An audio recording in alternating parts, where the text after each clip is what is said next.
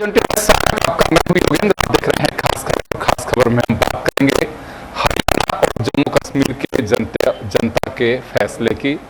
अभी तक की अगर बात करें तो मतदान के बाद हुए एग्जिट पोल में कांग्रेस हरियाणा में सरकार बनाती दिखाई दे रही है और जम्मू कश्मीर में किसी को भी क्लियर मेजोरिटी नहीं मिल रही है, अभी तक जो जानकारी मिल पा रही है। लेकिन नतीजे जब आएंगे यकीन उसी पे करना चाहिए और नतीजों और आपके बीच में बहुत लंबा वक्त अब नहीं बचा है। यहां बस एक ही सवाल उठता है कि हरियाणा में भाजपा की सरकार कंटिन्यू यानी कि हैट्रिक या हिट विकेट, और जम्मू कश्मीर में धारा 370 अनुच्छेद 370 रिमूव करने के बाद वहां क्या पोजीशन रहेगी। तो चले हम चर्चा शुरू करेंगे। हमारे साथ अटल खंडेलवाल जी भाजपा से, पौरुष भारद्वाज साहब हमारे साथ कांग्रेस से हैं और हमारे सहयोगी दशरथ सिंह हमारे साथ में जुड़े हुए हैं और विशेष रूप से चंडीगढ़ से इस पूरे प्रकरण पे हमारे साथ प्रमोद वशिष्ठ साहब भी मौजूद हैं। मैं अटल जी, क्योंकि अब चुनाव परिणाम और हमारे बीच को ज्यादा वक्त नहीं बचा है, काफी लंबी कवायद, लगातार 10 साल से आप लोगों की सरकार है, तो क्या कहना चाहेंगे हरियाणा और जम्मू कश्मीर को लेके? देखिए, ऐसा है कि जहाँ तक जम्मू कश्मीर को लेकर के है तो जम्मू क्षेत्र से तो आप जितने भी आपके जितने भी एग्जिट पोल्स आ रहे हैं उनको देखें तो करीब करीब 27 से 32-33 सीटें वो बता रहे हैं आउट ऑफ 43 सीटें जो जम्मू क्षेत्र की हैं। और कश्मीर क्षेत्र की जो 47 सीट है उसमें भी देखिए हमने वहाँ पर बहुत सारे इंडिपेंडेंट कैंडिडेट्स को सपोर्ट किया है, तो वहाँ से भी हमें लगता है कि 14-15 सीटें निकालेंगे। तो इस बार अगर हम आंकड़ा देखें तो हम लोग करीब करीब ऐसे मान लीजिए कि 34 तो जम्मू क्षेत्र से और कश्मीर क्षेत्र से हमारा जो सपोर्ट है उसके साथ में करीब 15 सीटें वहाँ से निकाल देंगे। तो करीब करीब 39-40 सीट ये हो गया, 34 प्लस 15 तो करीब 50 सीट के आसपास हमारा बैठता है आंकड़ा, यानी 49-50 सीटें। जम्मू कश्मीर की बात कर रहे हैं आप? ये बिल्कुल जम्मू तो क्लियर मेजोरिटी के साथ आप सरकार बनाने जा रहे हैं? हम लगभग ये मान लीजिए कि हमारे जो इंडिपेंडेंट कैंडिडेट्स के साथ अगर हम जैसा सोचते हैं कि हमारे समर्थित कैंडिडेट वहाँ जीतेंगे और वो जीतेंगे ही, तो सरकार भारतीय जनता पार्टी की आप देखेंगे कि हरियाणा में क्या लग रहा है सर आपको? देखिए, हरियाणा में जहाँ तक बात है, हरियाणा की राजनीति हमेशा से बहुत ही डिफरेंट सी रही है और हरियाणा में भी आपके एग्जिट पोल बीजेपी को 37% मतदान देने की बात कर रहे हैं और करीब 4-5% ज़्यादा कांग्रेस को। लेकिन हरियाणा का मतदाता हमेशा से चतुर रहा है और वो लास्ट मोमेंट पे ये एग्जिट पोल का सर्वे सैंपल साइज है वो बहुत छोटा होता है और उस सैंपल साइज के जो उस पे आप आकलन जो करते हैं ना सर, उसमें हमेशा फर्क आता ही आता है।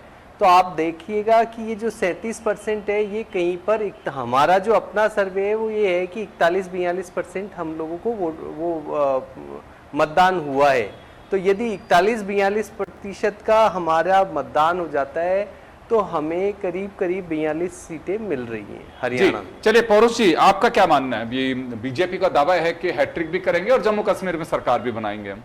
देखिए रविंद्र जी, राजस्थानी में कहावत होती है कि मन के लड्डू फीके क्यों और फीके है तो थोड़े क्यों। तो निश्चित तौर पे भारतीय जनता पार्टी को आज शाम तक खुश हो लेने दीजिए। कल जब परिणाम आएगा तो परिणाम सिर्फ वो हरियाणा का या फिर वो जम्मू कश्मीर का नहीं होगा, बल्कि पूरे भारत की जनता जो भारतीय जनता पार्टी की कुनीतियों से त्रस्त है वो भारतीय जनता पार्टी, वो पूरी भारत की जनता की तरफ से भारतीय जनता पार्टी को हरियाणा का वोटर और जम्मू कश्मीर का वोटर जो है वो कल जवाब देने के लिए जा रहा है। मैं आपसे इस बात को कहना चाहूंगा कि देखिए, हरियाणा के चुनाव के 3 मुद्दे थे। वहां पे किसान का मुद्दा था, वहां पे जवान का मुद्दा था और वहां पे पहलवान का मुद्दा था। आपने देखेंगे आपकी किसान वाले मामले में किस प्रकार से भारतीय जनता पार्टी की मोदी जी की जो पहली सरकार थी वो जो है भूमि अधिग्रहण बिल लेकर के आई, उसके बाद कांग्रेस पार्टी ने संसद से लेकर सड़क तक उसका विरोध किया, तब जाकर के भारतीय जनता पार्टी को मजबूरी में वो कानून वापस लेना पड़ा। इसी प्रकार भारतीय जनता पार्टी द्वारा 3 काले कृषि कानून लाए गए जिसके विरोध में पूरे भारत के किसानों, हरियाणा और पंजाब के किसानों सहित पूरे भारत के किसानों ने जो है दिल्ली में इतना लंबा पड़ाव डाला। भारतीय जनता पार्टी की कुनीति के कारण 750 किसानों से ज्यादा की जान गई और उसके बाद में सरकार ने उस कानून को वापस लिया और किस प्रकार से हरियाणा के और जो पंजाब के देश के किसानों को जो है खालिस्तानी बताया जा रहा था, उनके रास्ते में जो है कीले गाड़ी गई, उनके रास्ते उनके ऊपर किस किस प्रकार का दमन हुआ, उनका चरित्रहनन तक किया गया। वे अगर कुछ अपने खुद की कमाई से कुछ खा रहे थे तो उसमें तक पे प्रश्न चिन्ह लगाया गया कि भाई किसान पिज्जा कैसे खा सकता है, बर्गर कैसे खा सकता है। निश्चित तौर पे अब वो जब समय आ गया, हरियाणा की जनता जो है वो भारतीय जनता पार्टी को जवाब देने के लिए जारी है। दूसरी बात देखिए, हम जम्मू कश्मीर के, हाँ, हरियाणा के बारे में एक बात और जोड़ना चाहूंगा कि जिस प्रकार से भारतीय जनता पार्टी के सांसद के द्वारा हरियाणा की पहलवान बेटियों के साथ दुराचार किया गया, और उस पर एक नॉर्मल सी बात है कि यदि इनके सांसद निर्दोष होते हैं, भारतीय जनता पार्टी को लगता है कि हमारे सांसद निर्दोष है, तो एक आसानी से सरकार का कायदा होता है कि सरकार हमेशा पीड़ित के साथ खड़ी होती है और सरकार उस पर जो है इन्वेस्टिगेशन करती है। भारतीय जनता पार्टी की अगर दाढ़ी में तिनका नहीं था तो भारतीय जनता पार्टी को उन लोगों की तरफ से रिपोर्ट को आसानी से थाने में दर्ज करवानी चाहिए थी, उस पर निष्पक्ष इन्वेस्टिगेशन होनी चाहिए। परंतु देखिए किस प्रकार से भारतीय जनता पार्टी की सरकार के द्वारा न सिर्फ उन बच्चियों को रिपोर्ट दर्ज करवाने से रोका गया, बल्कि जब उन्होंने आंदोलन किया तो किस प्रकार उनके ऊपर और उनके समर्थन करने वालों पर लाठियां बरसाई गई, और बाद में सुप्रीम कोर्ट के इंटरफेयर से वो एफआईआर दर्ज हुई और उसके बाद में इन्वेस्टिगेशन में इनके जो सांसद है वो उनकी भी उसमें संलिप्तता पाई गई। तो निश्चित तौर पे ये हरियाणा की जनता जो है उसको ने इस बात का जवाब दिया। और कश्मीर के मामले में जी कंटिन्यू। कश्मीर के मामले में मैं आपसे कहना चाहूंगा कि देखिए, लोग बड़े 370 हटा करके ये बड़े डिंडोरे पीट रहे थे। ये कहते थे कि साहब वहां पे जाना, जो जम्मू कश्मीर में विकास होगा, जम्मू कश्मीर में डेवलपमेंट होगा, जम्मू कश्मीर में बाहर के लोग जाके प्लॉट खरीदेंगे, जम्मू कश्मीर की आर्थिक उन्नति बहुत तेजी से बढ़ जाएगी, जम्मू कश्मीर के लोगों का जीवन बदल जाएगा। तो ये तो ऐसे कहना चाह रहे थे कि कश्मीर के लिए हम लोग कहते हैं धरती पर कहीं स्वर्ग है तो कश्मीर में यही है, हम लोग इस तरह से कहते हैं। ये लोग ये कहना चाह रहे थे कि भाई वहां के जो लोग हैं उनको भी हम जो है आर्थिक स्थिति में स्वर्ग जैसी उनकी स्थिति प्रदान कर देंगे। परंतु हुआ क्या, वहां पे आप देखिए किस प्रकार से वहां पे जन भावनाओं को कुचला गया। वहां के स्थानीय नेताओं को और स्थानीय जनता की अभिव्यक्ति करने वाले लोगों को लंबे कई वर्षों तक वहां पर जो है वो नजरबंद रखा गया, इंटरनेट वहां के बंद कर दिए गए। किस प्रकार वहां पे प्रशासन के द्वारा दमनात्मक कार्रवाइयां की गई। और सबसे बड़ी बात वहां पे देखिए, जो सोनम वांगचुक जी, जिनकी हम सब इज्जत करते हैं, जो एक नॉन पॉलिटिकल आदमी है, जो एक सामाजिक मूवमेंट में उनकी पूरी जिंदगी बीती है, उन्होंने जब शुरू में 370 हटाई थी उस समय उन्होंने उसका समर्थन किया था, परंतु बाद में उन्होंने कहा बोले कि मुझे पता नहीं था कि भारतीय जनता पार्टी हमारे साथ इतना बड़ा धोखा करने जा रही है। वो व्यक्ति जो उस पूरे रीजन का एक प्रतिष्ठित व्यक्ति है, वो व्यक्ति जब धरने में बैठते हैं भारतीय जनता पार्टी की सरकार के द्वारा, उनको जो है कुछ भी उनके ऊपर उनकी मांग नहीं मानी जाती है, बल्कि वो वहां से पदयात्रा लेकर के दिल्ली में आते हैं। आप देखिए ये कैसी सरकार चल रही है कि एक तरफ सोनम वांगचुक जी को आप दिल्ली में आने से रोकते हैं और आप एक हरियाणा चुनाव को ध्यान में रखते हुए एक अपराधी जो जेल में बनते हैं, बाबा जो जेल में बनते हैं, उनके लिए आप पैरोल का इंतजाम करते हैं। निश्चित तौर पर जम्मू कश्मीर की जनता और हरियाणा की जनता कल भारतीय जनता पार्टी को बुरी तरह जवाब देने जा रही है, मैं बात कहना चाहूंगा। बिल्कुल दर्शक, मैं आपके पास में लौटूंगा। अभी मैं प्रमोद वशिष्ठ जी हमारे साथ में जुड़े हुए हैं इस वक्त चंडीगढ़ से। प्रमोद जी, क्या लगता है, ज्यादा वक्त बचा नहीं है और किस तरह की राजनीतिक सरगर्मियां वहां देखी जा सकती हैं चुनाव परिणाम को लेकर के? जम्मू कश्मीर के भी बिल्कुल आप नजदीक हैं, तो क्या कुछ अभी हम जानकारी दर्शकों से शेयर कर सकते हैं? रविंद्र जी, दोनों ही जो स्टेट हैं, केंद्र शासित प्रदेश, उसमें अपने प्रसिद्ध पूजनीय कवि रामधारी सिंह दिनकर जी की कविता की पंक्तियां चरितार्थ हो रही थी कि हवा होठ पर जीप फेरती मौसम बदल रहा है। यहाँ स्टेट में अब मौसम बदल रहा है, सियासी मौसम। बात हम हरियाणा की करें तो हरियाणा में तो लगभग सियासी मौसम बदलने की हालात पूरी तरह से अब सर्वे में भी आ चुका है। एक हर जर्नलिस्ट ने भी उसको देखा है, अपने स्तर पे ही बात की है। तो भले ही सीट कितने भी आओ, कि सर्वे में आया वो ना हो, कम आ जाए, लेकिन ऐसा लग रहा है कि कांग्रेस यहाँ पूरी तरह सरकार बनाती हुई नजर आ रही है, इसमें कोई दो राय नहीं है। जो मुद्दे चले हैं वो हम कई बार उसकी चर्चा कर चुके हैं। अब तो क्या है कि अब सरकार जो बने तो दोनों पार्टियों में अब घमासान ये शुरू हो गया है कि चीफ मिनिस्टर कौन होगा। दिल्ली में पड़ाव डाल दिया, भारतीय जनता पार्टी के नेता भी दिल्ली पहुंच चुके हैं। हालांकि भारतीय जनता पार्टी तो नायाब सैनिकों की हुई है, कांग्रेस के लीडर्स भी पहुंच चुके हैं। पूरी तरह से ये तय माना जा रहा है कि हरियाणा में तो कांग्रेस की सरकार बन रही है। 43 प्लस के आगे 50 तक कितनी भी सीटें आने का अनुमान यहाँ लग रहे हैं। हालांकि सर्वे में 60 तक दिखाया है वो, लेकिन ऐसा अभी लग नहीं रहा कि 60 पहुंच रही हो। और जहां तक जम्मू कश्मीर का सवाल है, वहां भी भारतीय जनता पार्टी को नुकसान नजर आ रहा है। जम्मू क्षेत्र में अलग है, कश्मीर में अलग है, वैली अलग है, जो अलग अलग क्षेत्रों में अलग अलग स्थिति आ रही है सारी। तो कुल मिला के जो वहाँ प्लस में जो आ रही है, जो नेशनल कॉन्फ्रेंस जो है उसको थोड़ा सा प्लस फायदा मिलता हुआ नजर आ रहा है। और वहाँ ये माना जा रहा है कि जो अदर्स जो आएंगे वो अदर्स जो आएंगे वो शायद अच्छी भूमिका निभाए। हालांकि ऐसी बात हरियाणा में तो नजर नहीं आ रही, लेकिन वहां ये इस चीज को जरूर नजर आ रहा है। लेकिन एक शख्स सुबह ये और जैसे स्थिति है कि केंद्र में भारतीय जनता पार्टी की सरकार है। अब भारतीय जनता पार्टी में 370 धारा हटाने के बाद में वहाँ कश्मीर को लेकर, हरियाणा से ज्यादा कश्मीर को लेकर बड़ा चिंतित है कि कश्मीर में क्या हो। उनको ये उम्मीद है कि हो सकता है कि 370 पर वोट पड़े हों और इंटरनल पड़े हों, डर, क्योंकि वहाँ डर भय है, इसमें तो कोई दो राय नहीं है। डर भय की बात तो वहाँ होती रहती है। तो इसलिए हो सकता है कि गुप्त वोट मतदान हुआ हो, महिलाओं डाला हो या यूथ ने डाला हो। बेरोजगारी को लेकर भी इन्होंने बड़े बड़े जैसे वहाँ वादे दावे हुए हैं। तो यहाँ स्थिति अगर बदली तो वो देखते हैं, अब तो कम समय बचा है, लेकिन हालात जो लोगों से चर्चा में तो क्लियर मेजोरिटी तो भारतीय जनता पार्टी सत्ताधारी केंद्र में उनकी आती हुई नजर नहीं आ रही थी। जो हरियाणा की स्पष्ट है वो कश्मीर में तो स्पष्ट नहीं है। तो जो सारी चीजें जो अब पूरी तरह साफ हो रही हैं, इसमें कोई दो राय नहीं। अब कौन पार्टी किसके साथ जाएगी, कौन बदलेंगे। आजकल कांग्रेस और भाजपा को एक दूसरे को रोकने के लिए दूसरी पार्टियों का कोई नियम सिद्धांत नीति तो रही नहीं। वो तो अगर उसका विरोधी है तो वहां चल जाएंगी, उसकी विरोधी है तो वहां चल जाएंगी। कोई मतलब ये तो रहा ही नहीं कि विचारधारा आपकी क्या है भारतीय जनता पार्टी की, या ऐसे देश में कई उदाहरण सामने भी आए हैं। तो ये स्थिति जो है वर्तमान में तो है। योगेंद्र जी, हेलो जी, बिल्कुल आप कह रहे हैं कि हरियाणा में बीजेपी को झटका लग सकता है, लेकिन जम्मू कश्मीर में भी क्लियर स्थिति किसी की भी दिखाई नहीं दे रही है। ये एक बड़ी बात कही जा सकती है जो एग्जिट पोल के बाद में। वरिष्ठ पत्रकार हैं प्रमोद वशिष्ठ साहब, सर आप जुड़े रहिए हमारे साथ में। प्रमोद जी, मैं वापस लौटूंगा आपके पास में, मैं दशरथ के पास में जाना चाहूंगा। दशरथ, चुनाव हरियाणा में हुए, जम्मू कश्मीर में हुए, लेकिन अगर हम दूसरे राज्यों की बात करें तो कार्यकर्ताओं में कहीं कुछ उत्साह दिखाई देता है, कुछ तैयारियां कही जा सकती हैं कि पार्टी कार्यालयों में चाहे बीजेपी हो चाहे कांग्रेस हो, उनके यहाँ किसी तरह की कोई तैयारी की गई हो?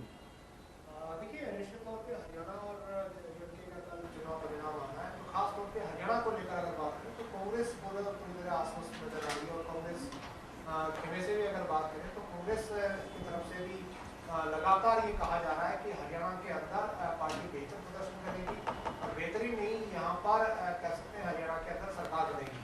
हालांकि हरियाणा में कांग्रेस के लिहाज से पूर्व मुख्यमंत्री रहे हैं हुड्डा, उनको लेकर और शैलजा को लेकर जो प्रतिक्रिया उनकी तरफ से आनी शुरू हो गई है। हुड्डा ने आज यहाँ तक कहा कि मैं रिटायर नहीं हुआ, रिटायरमेंट मेरा नहीं हुआ। मतलब साफ है कि उनको भी लगता है कि कल जब बहुमत मिलेगा, जो आंकड़े एग्जिट पोल बता रहे हैं, हालांकि एग्जिट पोल पे मैं ज्यादा विश्वास नहीं करता कि कई दफा ऐसा होता है। 5-7 साल पहले जब छत्तीसगढ़ के अंदर एक बार लग रहा था कि एग्जिट पोल ने बीजेपी की जो मेजोरिटी बताई थी वो फुल प्रूफ बताई थी, उसके बाद में वहां पर कांग्रेस की सरकार बन गई थी।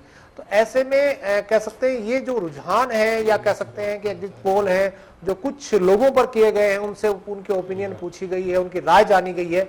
इस राय पर कल कह सकते हैं उसका खाका जब दिखेगा, जब पेटियां खुलेगी, ईवीएम खुलेगी, और जो उम्मीदवार हैं उनकी जो किस्मत कैद है वो जब खुलेगी, तब पता लगेगा कि इस एग्जिट पोल में कौन जीता या कौन हारा।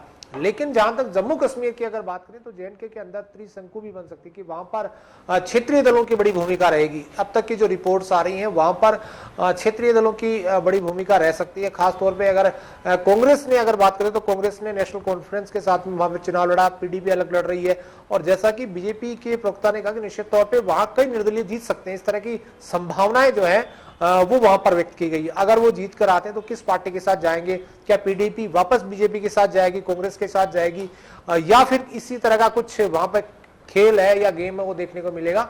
ये बहरहाल कल दोपहर 12-1 बजे तक स्थिति क्लियर होनी शुरू हो जाएंगी। बहरहाल कांग्रेस के लिहाज से अगर बात करें तो कांग्रेस को यह लगता है कि हरियाणा के अंदर फुल मेजोरिटी से हम सरकार बनाने जा रहे हैं, जयपुर से लेकर दिल्ली तक, चंडीगढ़ में और कांग्रेस मुख्यालय है वहां पर भी तैयारियां चल रही है कि हरियाणा के अंदर, क्योंकि खासतौर पे हरियाणा राजस्थान से सटा हुआ स्टेट है, राजस्थान की संस्कृति है, उसका कुछ हिस्सा या कह सकते हैं यहाँ की जो बोलचाल है, आम भाषा है, वो हरियाणा में बोलते हैं और यहाँ के ज्यादातर नेताओं ने हरियाणा में प्रचार किया है। तो निश्चित तौर पर उनको लगता है कि हरियाणा के अंदर बीजेपी हार सकती है, यानी कि हैट्रिक नहीं बनेगी और कांग्रेस वहां पे वापसी करेगी 10 साल बाद। अब बहरहाल कल देखना होगा कि किसको कितनी वहां पर सीटें मिलती हैं, लेकिन जेएनके के अंदर अभी स्थिति क्लियर नहीं है। वहां पर क्षेत्रीय दल किंग मेकर की भूमिका में नजर आ सकते हैं, क्योंकि वहां की जो स्थितियां रही हैं, धारा 370 हटने के बाद जिस तरह का रुझान, इस बार सबसे बड़ी बात जेएनके के अंदर आपने देखी होगी कि वहां पर जो वोटिंग का प्रतिशत है वो बढ़ोतरी हुई है, वो ज्यादा हुई है, तो लोगों ने खुलकर वहां मतदान किया। निश्चित तौर पे पहले ये कहा जाता था 370 जब थी तो लोग डरते थे या बाजार बंद थे और वहां पर सेना या पुलिस बल तैनात रहते थे, लेकिन इस बार बेखौफ होकर उन्होंने मतदान किया। अब वो मतदान क्या नेशनल कॉन्फ्रेंस या क्या कांग्रेस, क्या बीजेपी, क्या पीडीपी, किसके पक्ष में जाएगा ये कल साफ होगा। अब कल पर सबकी नजर है कि किस पार्टी को कितनी सीटें वहां पर मिलेगी। बिल्कुल आप सही कह रहे हैं। दोनों राज्यों में सबसे पहले तो निगाह यही टिकी होंगी कि किसके खाते में कितनी सीटें जाती हैं। एग्जिट पोल पे अगर यकीन करें तो हरियाणा में कांग्रेस सरकार बना रही है, लेकिन कई बार एग्जिट पोल भी धराशायी हो जाते हैं, तो ऐसे में रिजल्ट आएगा उसका हमें इंतजार करना चाहिए। पहली कड़ी ये होगी कि बहुमत किसको मिलता है और उसके बाद मुख्यमंत्री कौन होता है। जब बहुमत की स्थिति बनेगी तो मुख्यमंत्री की कवायद शुरू होगी। हालांकि दोनों ही तरफ से अगर बात हरियाणा की जाए तो बीजेपी हो चाहे कांग्रेस, सारी संभावनाओं पे मंथन हो चुका है। अगर ऐसा होता है तो क्या होगा और ऐसा होता है तो क्या होगा, यानी कि अगर बहुमत पूरी तरह से नहीं मिल पाता है तो कौन हमारे सहयोगी हो सकते हैं और कौन किसके साथ में जा सकता है, ये तमाम जो चीज़ें। इसी तरह से संभावित विनिंग कैंडिडेट से जम्मू कश्मीर में उनसे संपर्क करना शुरू कर दिया है। उमर अब्दुल्ला का एक बयान सामने आया है कि राशिद इंजीनियर बीजेपी की गोद में बैठे हुए हैं और उनसे दिल्ली में ही बीजेपी ने गोद में बैठा करके और श्रीनगर रवाना किया था। हालांकि उसका कोई फर्क पड़ने वाला नहीं है। घाटी और जम्मू के लोग सब जानते हैं कि बीजेपी के इरादे क्या हैं। खैर चलिए, ये तो इरादे जो भी होंगे, लेकिन फिलहाल तो हमें काउंटिंग और उसके बाद आने वाले परिणाम पे फोकस करना होगा। उसी के बाद की बात है कि सरकार में चेहरा कौन होगा। अटल जी, वापस आपके पास में आना चाहूँगा मैं।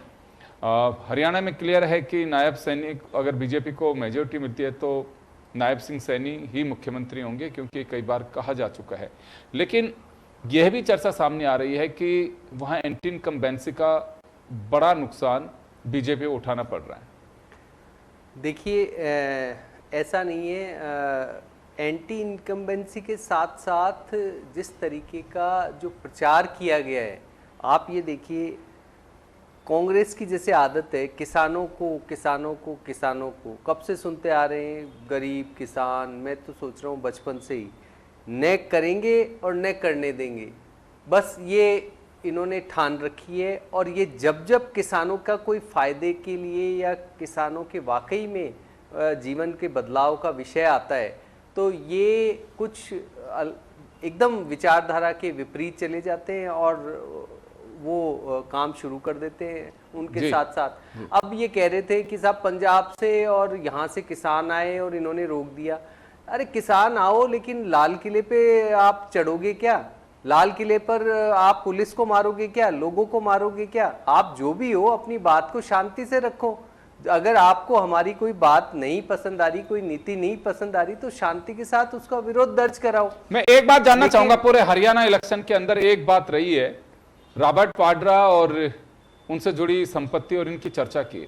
मैंने कई पत्रकारों से बात की कि अब ये मुद्दा नहीं बचा। अगर बीजेपी कह रही है तो बीजेपी को इससे बड़ा नुकसान हो रहा है। केंद्र में और हरियाणा में 10 साल तक सरकार रही, अगर कोई सरकार इस नतीजे पे ही नहीं पहुंच पाई कि जमीनों में फ्रॉड हुआ है कि नहीं हुआ, तो अब मुझे नहीं लगता कि कोई इस बात, इस तरह के जो जर्नलिस्ट हैं वो कह पा रहे थे।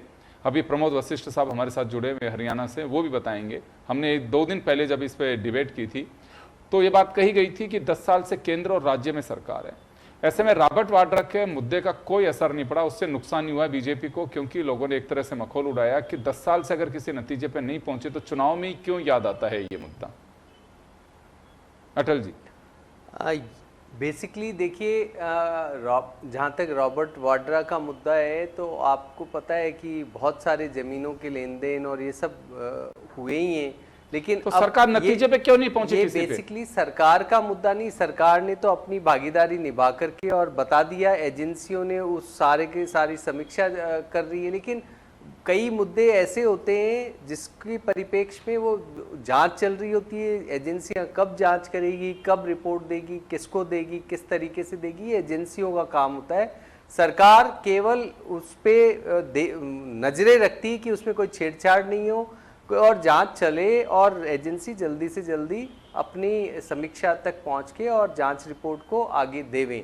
तो वो न्याय चले, जब किसी नतीजे पर नहीं पहुंचे तो एक बात बताइए अटल जी, किसी भी पार्टी का कोई भी आरोप लगाने की बात होती है, अगर किसी नतीजे पे नहीं पहुंचे थे तो मंच से ही फिर उन्हें ऐसे क्यों कह दिया जाता है कि बिल्कुल लूट करके ले गए, जो भी शब्दों का प्रयोग, किसी भी पार्टी की बात हो, आप ये भी कह रहे हैं कि एजेंसी इसके पास में बात ये है कि जब कोई एक सत्ताधारी व्यक्ति होता है और जो सरकार के अंदर होता है, वो अचानक से ही 1 करोड़ से और 500 करोड़ का व्यक्ति बन जाना, बिना किसी व्यापार के बन जाना, बड़े बड़े लैंड के सौदे पकड़े जाना, जो लैंड थी वो मान लीजिए 1 करोड़ की लैंड को 1 लाख के अंदर रजिस्ट्री करा लेना, ये सारे की सारी चर्चा, ये सारे एक तरीके से अगर आप इन सबको देखेंगे एक सामान्य दृष्टि से तो वो अजीब सा लगता है, और उसी को लेकर के हम कहते हैं कि ये भ्रष्टाचार हुआ है, इसको लेकर के जांच करें,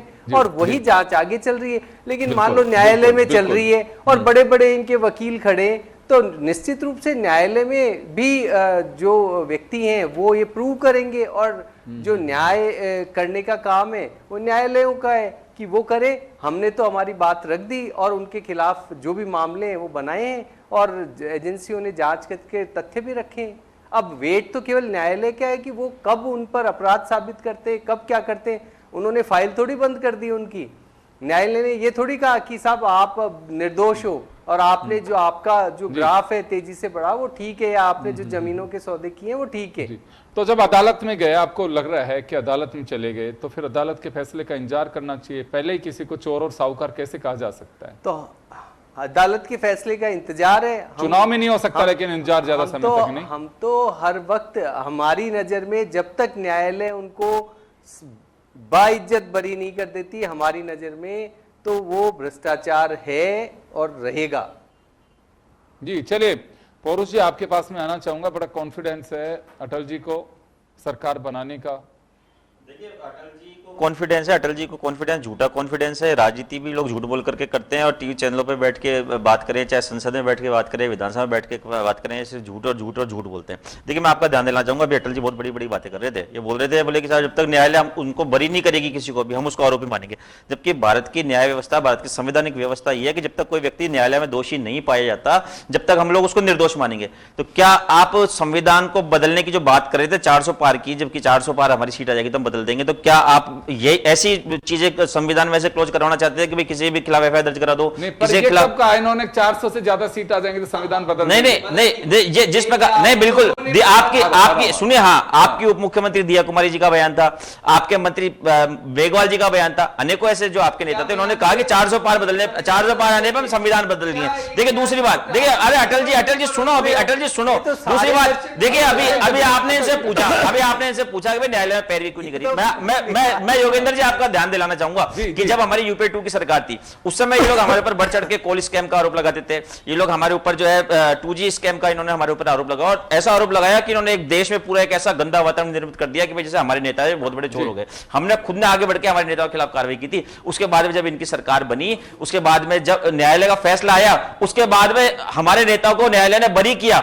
भारतीय जनता पार्टी उसकी अपील तक में नहीं गई। भारतीय जनता पार्टी को अगर अपने आरोपों पर सच्चाई थी तो भारतीय जनता पार्टी को अपील में जाना चाहिए था, और अगर आप अपील में नहीं गए तो आपको माफी मांगनी चाहिए थी। सर समय कम है, आप तो चलते चलते बता दीजिए आप कितने उत्साहित हैं परिणामों से? देखिए, निश्चित तौर पे मैं इस बात को कहना चाहूंगा कि कल वाला जो परिणाम है उसमें कांग्रेस पार्टी की जितनी बनतु भारतीय जनता पार्टी पूरे भारत की जनता की जो है अभिव्यक्ति हरियाणा के मतदाता और जम्मू कश्मीर के मतदाता करेगा। निश्चित तौर पे कल जो है वहां पे दोनों राज्यों के अंदर कांग्रेस पार्टी की सरकार बनने के लिए जा रही है और भारतीय जनता पार्टी बुरी तरह चुनाव हारने जा रही है। मैं आपसे बात को कहना जी, लेकिन बीजेपी के नेताओं का भी एक दावा सामने आया कि छत्तीसगढ़ और मध्य प्रदेश में भी इसी तरह के एग्जिट पोल आए थे।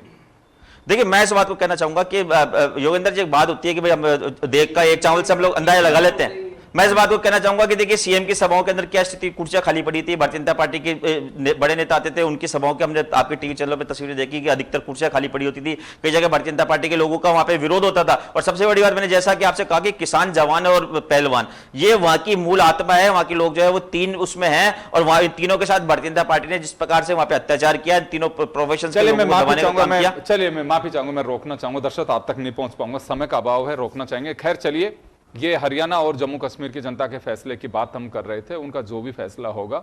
लेकिन फिलहाल क्योंकि जो चीजें चल रही हैं उन्हीं को लेकर के हमने चर्चा की है। बस सबकी निगाह यही टिकी हुई है कि बीजेपी की हरियाणा में हैट्रिक या हिट विकेट और जम्मू कश्मीर में क्या होगा। चलिए, आप सभी के बहुत बहुत शुक्रिया और खास खबर में इतना ही। दीजिए इजाजत, नमस्कार।